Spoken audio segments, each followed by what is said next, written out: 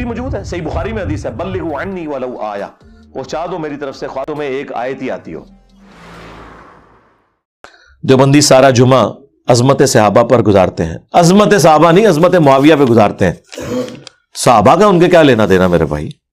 میں اکثر ایک جملہ بولتا ہوں کہ نعرہ یہ لگاتے ہیں خلافت راشدہ حق چار یار، لگاتے ہیں نا، ان کا سلوگن ہے، اس کے بعد سیاست معاویہ زندہ باد کیوں نعرہ لگاتے ہیں؟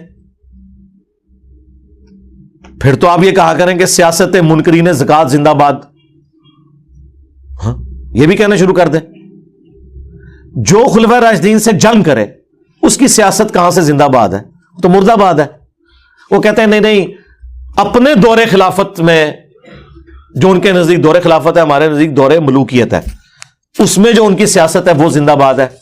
اس سیاست کا بھی پول ہم نے بخاری مسلم کی روشنی میں کھول دیا ہے، لیکن ہم کہتے ہیں چلے to cut the story short, ہم ایگری کر گئے آپ کے ساتھ۔ حضرت علی کے دور میں سیاست معاویہ کیا تھی؟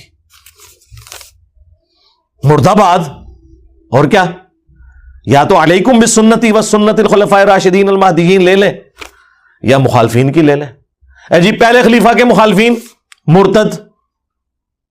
مرتد کیوں؟ جی حضور کے زمانے میں وہ صحابہ تھے لیکن بعد میں کافر ہو گئے، تو پھر سیدھی طرح بتاؤ نا، صحابی تھے کافر ہو گئے؟ نہیں نہیں، ہم وہ صحابی نہیں کہتے انہیں۔ کیوں؟ حضور نے جب آنکھیں بند کی ہیں، آپ نے انہیں مرتد چھوڑا ہے یا صحابی کے طور پہ چھوڑا ہے؟ ایمانداری سے بتائیں۔ ہاں اسی لیے بخاری مسلم میں ہے، میرے حوض کوثر پہ آئیں گے میں پہچان لوں گا کہ میرے صحابہ ہیں، میں کہوں گا اصحابی اصحابی، تو مجھے بتایا جائے گا یا رسول اللہ آپ کو نہیں پتا، آپ کے بعد یہ دین سے الٹے قدم پھر گئے تھے، انہوں نے دین میں بدعتیں جاری کر دی تھی، تو میں کہوں گا سحقن سحقن لمن غیر بعدی، سحقن سحقن لمن بدل بعدی، ان پہ پھٹکارو، ان کو مجھ سے دور کر دو جنہوں نے میرے بعد میرے دین کو بدل دیا۔ تو حضور کی زندگی میں تو مسلمان تھے، بلکہ سابقون الاولون میں بھی ایسے لوگ ہیں۔ عبید اللہ جس نے ہجرت حبشہ کی ہوئی ہے، ہجرت مدینہ تو بہت بعد میں آئی، اصل جو ہجرت ہے وہ حبشہ کی ہجرت ہے، جو پہلی اسلام کی ہجرت ہے۔ اس سے بڑا کون سابقون الاولون ہوگا؟ حضرت ام حبیبہ کا خاوند، وہ حبشہ جا کے کرسچن ہو کے مر گیا، سابقون الاولون میں تھا، شروع کے مسلمانوں میں، عیسائی ہو کے مر گیا، مرتد ہو کے مر گیا۔ پھر ان کی جو بیوی تھی ام حبیبہ، بعد میں نبی الاسلام نے ان سے شادی کر لی، وہ ام المومنین بنی، جو حضرت معاویہ کی بہن بھی ہیں رضی اللہ تعالی عنہم اجمعین۔ تو پہلے خلیفہ کے مخالفین کہتے ہیں جی مرتد، دوسرے خلیفہ کے مخالفین کہتے ہیں جی کافر، رومنز اور پرشینز، تیسرے خلیفہ کے مخالفین جی بلوائی، خوارج، حالانکہ خارجی وہ نہیں تھے، خوارج کی ٹرم حضرت علی کے دور میں آئی ہے، وہ بلوائی تھے، ان میں کئی صحابہ تھے، کئی سینئر صحابہ تھے، زیادہ تر جونیئر تھے، کچھ تابعین تھے، لیکن نام کیا رکھا ہوا؟ بلوائی۔ اور چوتھے خلیفہ کے مخالفین رضی اللہ عنہ، کتنی سخت زیادتی ہے۔ یا کوئی تھوڑا علمی ہوگا تو کہے گا چوتھے خلیفہ کے مخالفین خارجی، سرکار صرف خارجی تو حضرت علی کے مخالفین نہیں تھے، خارجی تو مسلمان حضرت علی کے ساتھی تھے، بڑے لائل ساتھی تھے، حضرت علی کی محبت میں حضرت علی کے خلاف ہو گئے کہ آپ نے معاویہ کے ساتھ صلح کیوں ایکسپٹ کی ہے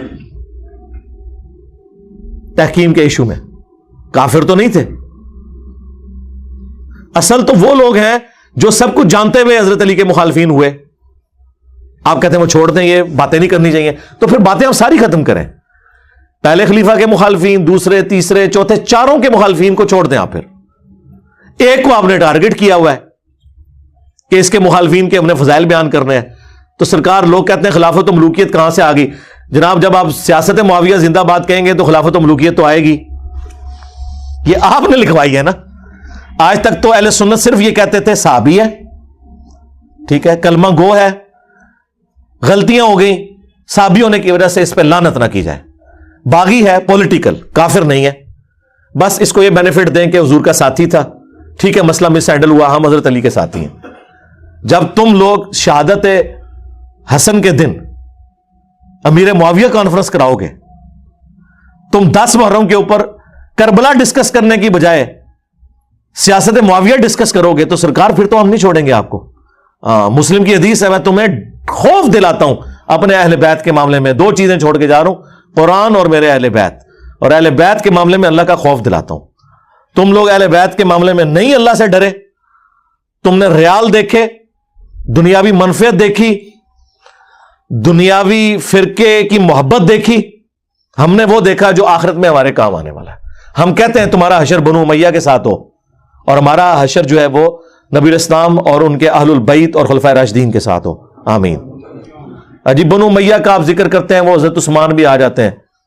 یہ تو اسی طریقے سے اعتراض ہے کہ میں بنو ہاشم کا ذکر کروں تو آپ کے اس میں ابو جہل بھی آ جاتے ہیں. آپ کے تو آ جاتے ہیں، ہمارا تو وہ آ جاتا ہے.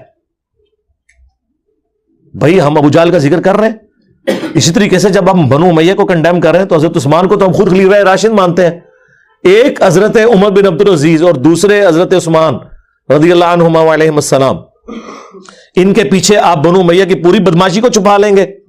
سرکار یہ کہانی کرانا چھوڑ دیں. یہ کہانیاں ہمیشہ سے پولیٹیشنز ایک دوسرے کو کرواتے ہیں، ٹھیک ہے، اور حق کے اوپر پردہ ڈالنے کی کوشش کرتے ہیں. خیر اب تو یہ ان کی چیخیں آپ سنیں صرف. الحمدللہ.